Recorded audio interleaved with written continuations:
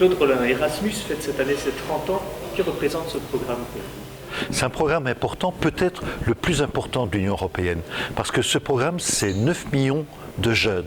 9 millions de jeunes qui ont pu participer à des échanges, à des formations dans d'autres pays. Ça veut dire quoi? Ce sont des jeunes qui sont revenus avec un autre bagage, un bagage important, un bagage qu'ils ont pu valoriser sur le terrain de l'emploi, mais ce sont aussi des jeunes qui sont revenus avec une tête différente. Ils sont partis comme Italiens, comme Polonais, comme Belges, ils sont revenus comme Européens. Alors l'essentiel aujourd'hui, c'est d'aller encore un peu plus loin.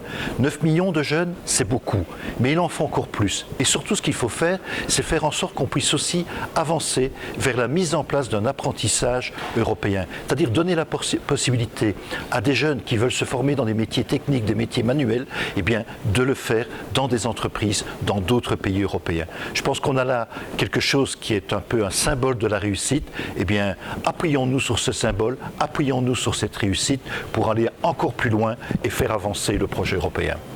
Alors justement, Erasmus souffre encore parfois d'une image d'élitisme. Que faire pour y remédier? D'une part, il faut la relativiser. Ce n'est pas qu'élitiste. Il n'y a pas que des enfants des catégories sociales les plus aisées qui peuvent se permettre d'aller en Erasmus parce qu'il y a des bourses, il y a toute une série de choses comme ça. Mais pour aller plus loin, eh bien c'est un projet sur lequel on est en train de travailler avec d'autres députés. Par exemple, M. Arthuis, un député européen français, eh bien c'est de mettre en place un Erasmus professionnel. Quand on regarde par exemple ce qui se passe en Allemagne, on a un système de formation qui est pertinent, où, y compris pour des formations de haut de gamme, eh bien, les jeunes peuvent se former dans l'entreprise. Eh bien, appuyons-nous sur cette expérience pour aller plus loin et permettre justement des formations, des apprentissages dans des entreprises dans d'autres pays européens.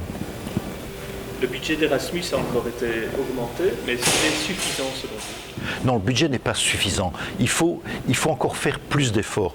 Pourquoi faire plus d'efforts? Parce que le projet et le dispositif est pertinent, mais surtout parce que nous en avons vraiment besoin. Quand on voit aujourd'hui qu'une partie de jeunes sont en chômage parce qu'ils n'ont pas les bonnes qualifications ou des qualifications qui ne correspondent pas aux besoins des entreprises, eh bien avançons. On est là sur un dossier positif, eh bien utilisons ce caractère positif de ce dossier.